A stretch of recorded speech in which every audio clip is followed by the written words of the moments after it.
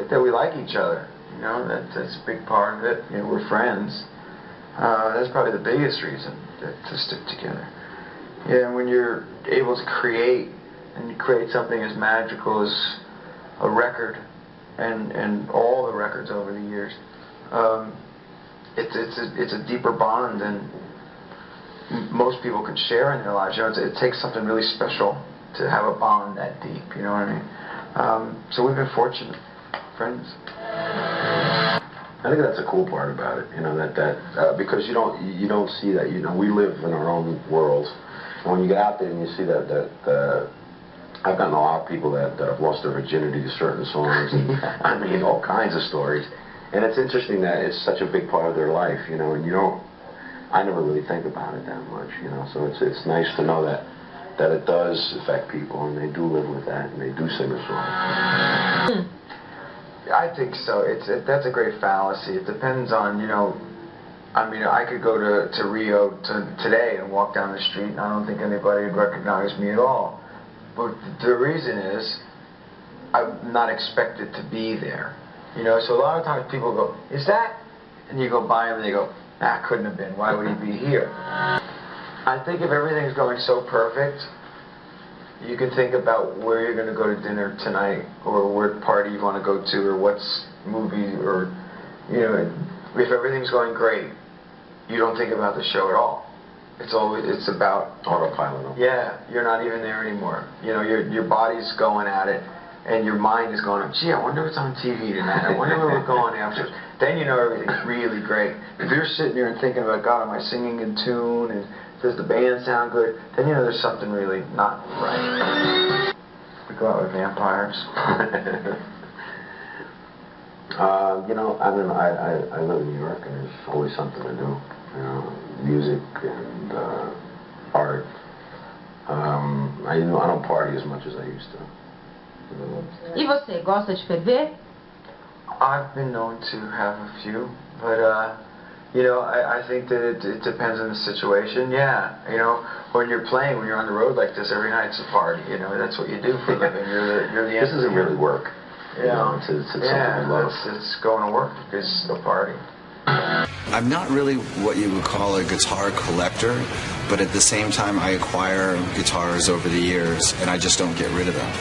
So it's a little bit of a different mentality, but I have roughly around 100 guitars as well. Cool. I think the first song, like song arrangement from beginning to end that I learned how to play was a Led Zeppelin song called Tangerine from the Led Zeppelin 3 album.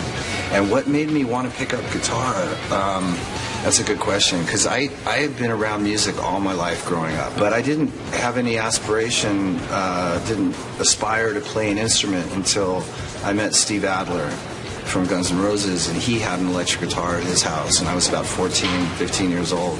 And so he wanted to start a band, and we listened to all the same music and whatnot. So I thought, well, he's got a guitar, I'll play bass. And it was just childhood fantasy type thing.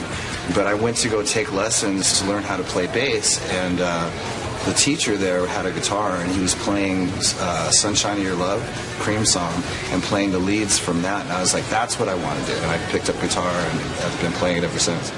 Let's see, Jimmy Page was definitely one of my biggest influences when I first, well, it still is, I mean, one of my all-time favorite guitar players.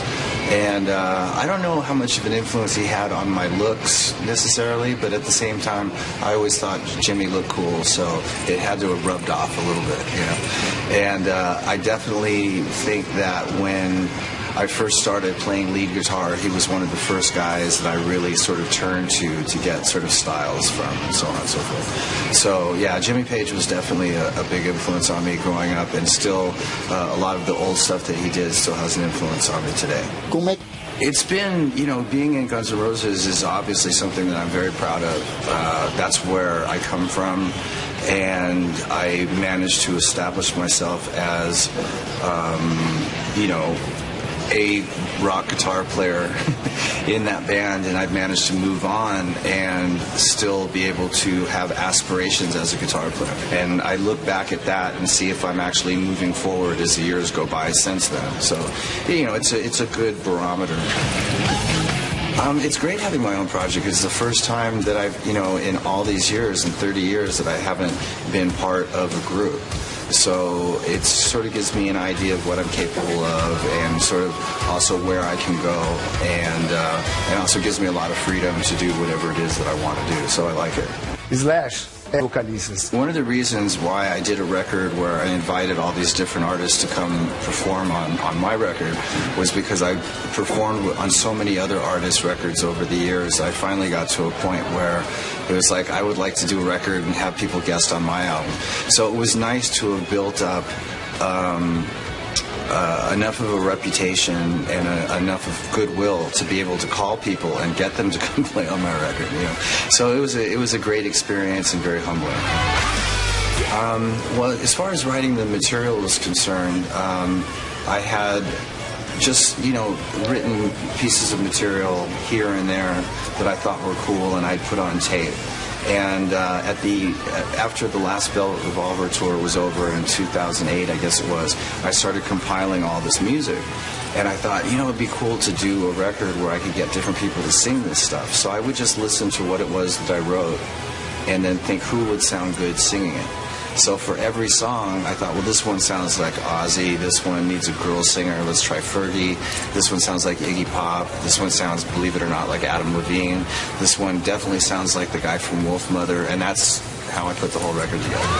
All right, well, the thing about pop music as it relates to rock music is that pop music is song-oriented to a point where it's very commercial. But I actually like certain songs in pop music, and certain pop bands have a very credible style and are very super talented and not totally conforming to the industry. And those particular artists are icons for the most part, and I like performing with them because I can take a little bit of what is sort of my sort of rock and roll attitude and apply it in a genre that people don't normally hear rock and roll guitar, and they work well together, and it's an honor to work with artists that, even though it's in the pop world, who are really, really talented and good at what they do and can write some great songs, which in the rock world sometimes that doesn't always happen. It can be a little bit not so song oriented, and I happen to like really good songs. The We're All Gonna Die tour started in March of last year.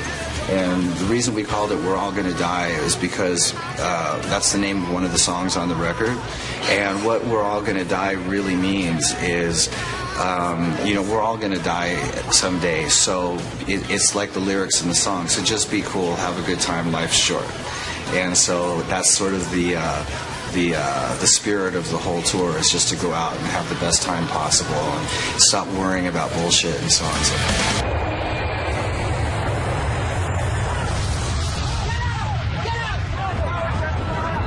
Toma uma decisão crucial. O caos. Os controladores se dão conta de que o voo 77 da American Airlines saiu da rota.